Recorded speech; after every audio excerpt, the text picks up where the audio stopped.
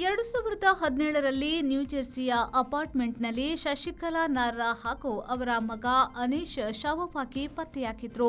ಇದೀಗ ಪೊಲೀಸರು ಭಾರತೀಯನ ಮೇಲೆ ಆರೋಪ ಪಟ್ಟಿ ಸಲ್ಲಿಸಿದ್ದಾರೆ.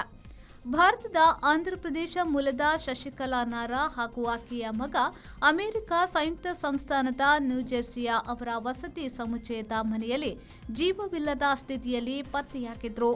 ಶಶಿಕಲಾರ ಗಂಡನ ಕಂಪನಿಯಲ್ಲಿ ಕೆಲಸ ಮಾಡುತ್ತಿದ್ದ ಹಾಗೂ ಅವರ ಮನೆಗೆ ಹತ್ತಿರದಲ್ಲೇ ವಾಸಿಸುತ್ತಿದ್ದ ನಜೀರ್ ಅಹ್ಮದ್ ತಾಯಿ ಮಗ ಇನ್ನಿಲ್ಲದಾಗಲು ಕಾರಣ ಎಂದು ತಿಳಿದು ಬಂದಿದೆ.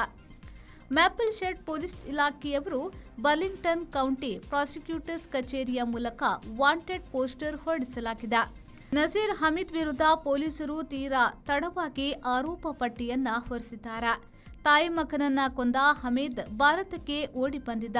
ಅಲ್ಲಿನ ಪೊಲೀಸರು ಇತ್ತೀಚೆಗಷ್ಟೇ ಅಪರಾಧ ನಡೆದ ಸ್ಥಳದಲ್ಲಿ ಸಿಕ್ಕ ನೆತ್ತರು ಕಲೆಯ ಡಿಎನ್ಎ ಹಾಗೂ ಅಹ್ಮದ್ ಕೆಲಸ ಮಾಡುತ್ತಿದ್ದ ಕಚೇರಿಯ ಕಂಪ್ಯೂಟರ್ನಲ್ಲಿ ಆಗಿದ್ದ ಕಲೆಯ ಡಿಎನ್ಎ ಹೋಲಿಸಿ ನೋಡಿ ಕೊಲೆಗಾರ ಆತನೇ ಎಂದು ಸ್ಪಷ್ಟ ಕಂಡುಕೊಂಡ್ರು. ಅದಾದ ಮೇಲೆಯೇ ದೋಷಾರೋಪ ಪಟ್ಟಿ ಸಲ್ಲಿಸಿ ವಾಂಟೆಡ್ ಪೋಸ್ಟರ್ ಹೊರಡಿಸಿದ್ದಾರೆ. ಬರ್ಲಿಂಗ್ಟನ್ ಕೌಂಟಿ ಪ್ರಾಸಿಕ್ಯೂಟರ್ಸ್ ಕಚೇರಿಯ ಮುಖ್ಯಸ್ಥ ಪ್ಯಾಟ್ರಿಕ್ ಥಾರ್ನ್ಟನ್ ಇದನ್ನ ಸ್ಪಷ್ಟಪಡಿಸಿದ್ದಾರೆ. 38ರ ಶಶಿಕಲಾ ಮತ್ತು 6ರ ಮಗ ಅನೀಶ್ ಫಾಕ್ಸ್ ಮೆಡೋ ಅಪಾರ್ಟ್ಮೆಂಟ್ನಲ್ಲಿ 2017ರ ಮಾರ್ಚ್ 23ರಂದು ಹತರಾಗಿದ್ರು. ಕೆಲಸ ಮುಗಿಸಿ ಬಂದ ಗಂಡ ಹನು ನಾರ್ರಾ ಹಾವು ಹಾರಿದ್ದಾರೆ. ಹಲವಾರು ಬಾರಿ ಇರಿದು ಮುಗಿಸಲಾಗಿತ್ತು. ಅಹ್ಮದ್ ಮೇಲೆ ಸಂದೇಹ ಆರಂಭದಿಂದಲೂ ಇತ್ತು.